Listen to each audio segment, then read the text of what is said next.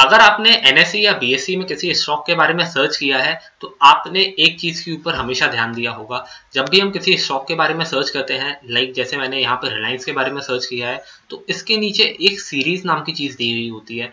तो यहाँ पे रिलायंस के केस में सीरीज के आगे लिखा हुआ है EQ, मतलब रिलायंस EQ सीरीज के अंदर आता है। और ऐसे ही अलग अलग स्टॉक्स की अलग अलग सीरीज होती है। तो ये सीरीज क्या है स्टॉक्स की, और ये जो स्टॉक मार्केट के अंदर जितने भी स्टॉक्स हैं इनको डिफरेंट डिफरेंट काइंड ऑफ जो सीरीज दी जाती है वो क्या होती है, एज एन इन्वेस्टर हमें कैसे समझना चाहिए ये A category, B category, S category के स्टॉक्स को, या एज अ ट्रेडर हमें कैसे डिसीजंस लेने चाहिए मार्केट के अंदर इन कैटेगरीज के स्टॉक में। आज इस वीडियो में मैं आपको यही बताने वाला हूँ। तो दोस्तों, अगर आप ये वीडियो देखेंगे तो आपको पूरी क्लियर अंडरस्टैंडिंग हो जाएगी कि कैटेगरीज क्या होती हैं स्टॉक्स की। और यहाँ पे इंडिया के अंदर दो ही स्टॉक एक्सचेंज है मेजर, एनएसई और बीएसई, और इनकी जो कैटेगराइजेशन है स्टॉक्स की वो अलग अलग है। तो बीएसई ने अलग कैटेगरीज बना के रखी हैं स्टॉक के लिए और एनएसई ने अलग कैटेगरीज बना के रखी हैं स्टॉक्स के लिए।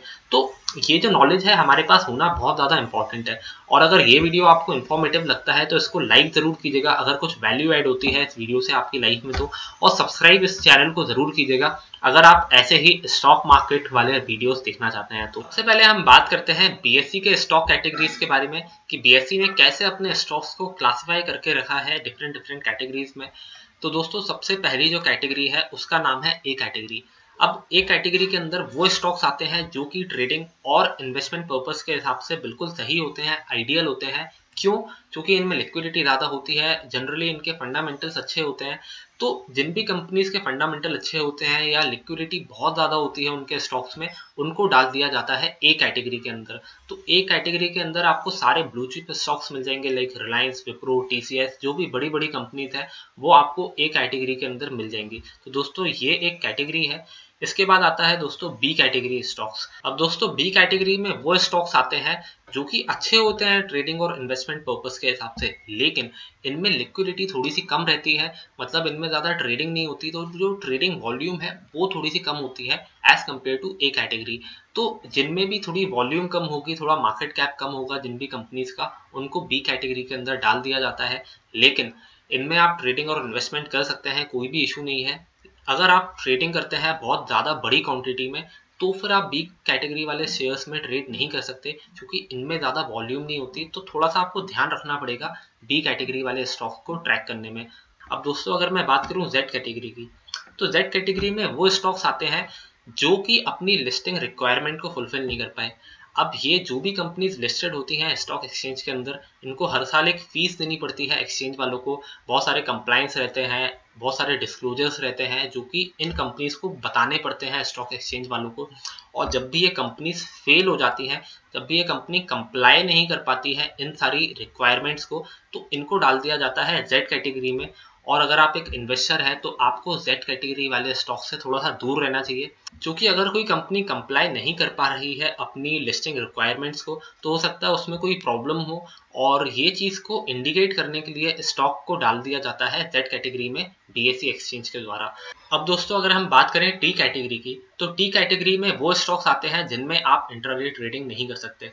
मतलब अगर आपने एक बार किसी टी कैटेगरी के स्टॉक को खरीद लिया तो आपको उसकी डिलीवरी लेनी ही पड़ेगी, और जब 2 दिन के बाद आपके पास उनकी डिलीवरी आ जाएगी उसके बाद ही आप उन स्टॉक्स को सेल आउट कर पाएंगे। और टी कैटेगरी के स्टॉक्स में हमेशा आप लॉट में ही बाय कर सकते हैं। जैसे कि निफ्टी 50 का जो लॉट है वो 50 क्वांटिटी का है, और बैंक निफ्टी का जो लॉट है वो 25 क्वांटिटी का है। ऐसे ही इन कैटेगरी के जो स्टॉक्स होते हैं उनकी भी लॉट्स होती हैं। जैसे मान लीजिए अगर किसी XYZ स्टॉक का प्राइस 30 रुपये है तो उसके आपको मिनिमम 400 शेयर खरीदने ही पड़ेंगे, क्योंकि जो लॉट है वो 400 शेयर का है। तो that's how trading happens in T category stock, और इसमें आप इंट्राडे ट्रेडिंग नहीं कर सकते, और रेकमेंड भी नहीं किया जाता कि आप इसमें करें इंट्राडे ट्रेडिंग। लेकिन इन्वेस्टमेंट आप कर सकते हैं, उसमें कोई भी प्रॉब्लम नहीं है। अब अगर हम बात करें एस कैटेगरी वाले स्टॉक्स की, तो एस कैटेगरी में वो स्टॉक्स आ गए जिनका टर्नओवर बहुत ही कम है, जिनके रेवेन्यूज 5 करोड़ से कम है, या जो एसेट्स हैं इनके वो 3 करोड़ से कम है। वो जो स्टॉक्स हैं वो एस कैटेगरी के अंदर आ जाते हैं, और ये BSE के SME सेगमेंट के अंदर लिस्टेड है। अब बड़ी कंपनीज के लिए एक अलग सेगमेंट है और BSE की छोटी कंपनीज के लिए एक अलग सेगमेंट है, एक अलग इंडेक्स है। तो वहां पे ये कंपनीज लिस्टेड होती हैं SME वाले सेगमेंट में। इनमें भी आप लॉट्स में ही शेयर्स को बाय कर सकते हैं और इनमें आप इंट्राडे ट्रेडिंग नहीं कर सकते हैं। तो जाहिर सी बात है जो लिक्विडिटी है वो काफ़ी कम होगी इन स्टॉक्स में।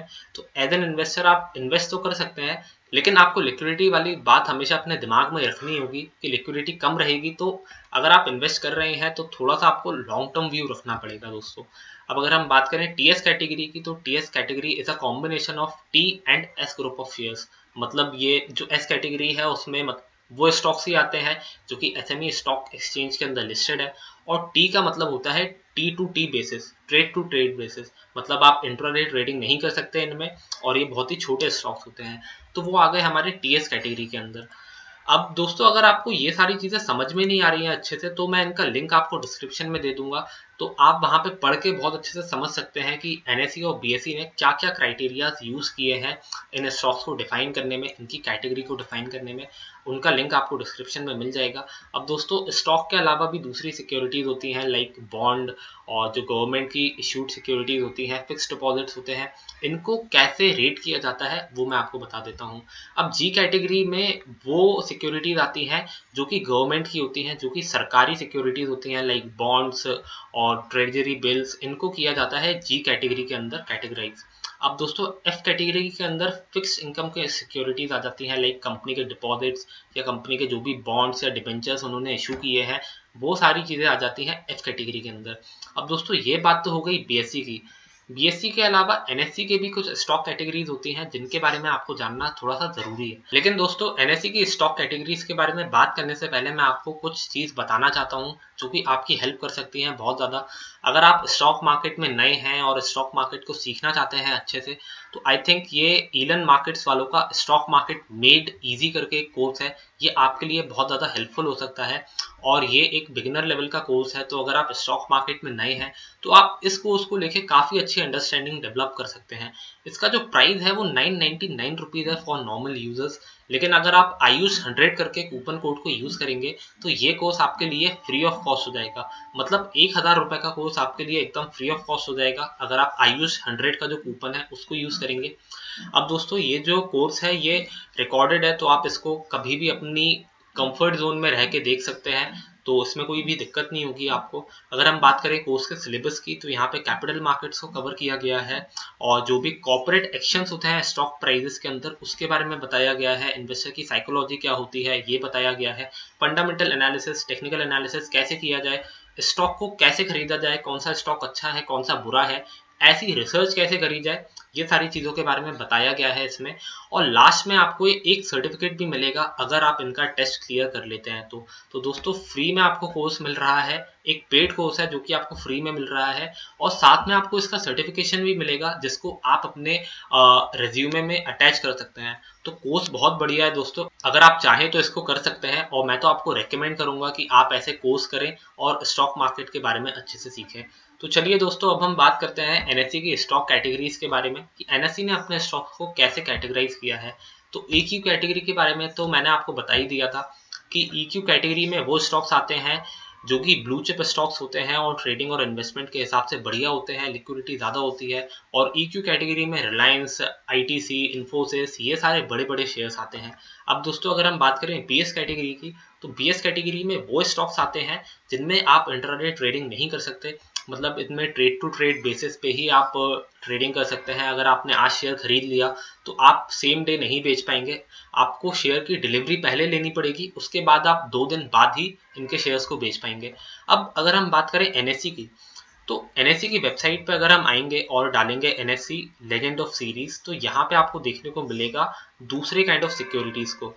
लाइक अगर आपका जो शेयर है वो फुल्ली पेड है तो EQ लिखा आएगा, लेकिन अगर पार्टली पेड है तो EAT लिखा आएगा। अगर आपका म्यूचुअल फंड है तो उसमें MF लिखा हुआ आएगा और जो प्रेफरेंस शेयर्स होते हैं उनमें PAT लिखा आएगा। तो ये जो क्लासिफिकेशन है इसको आप देख सकते हैं और समझ सकते हैं कि कैसे कैटेगराइजेशन किया जाता है NSE और BSE एक्सचेंज के द्वारा। इन वेबसाइट्स की लिंक मैं आपको डिस्क्रिप्शन में दे दूंगा और इन लिंक्स पे जाके आप अपनी अंडरस्टैंडिंग को प्लीज डेवलप करें ताकि आप इन चीज़ों के बारे में अच्छे से जान पाएं। तो दोस्तों ये था आज का वीडियो स्टॉक कैटेगराइजेशन के ऊपर। उम्मीद करता हूँ आपको ये वीडियो अच्छा लगा होगा। अगर आप ऐसे ही इन्फॉर्मेटिव वीडियोस देखना चाहते हैं तो please consider liking this video and subscribing to our channel to watch more videos like this. Thank you for watching this video. मिलते हैं अगले वीडियो में।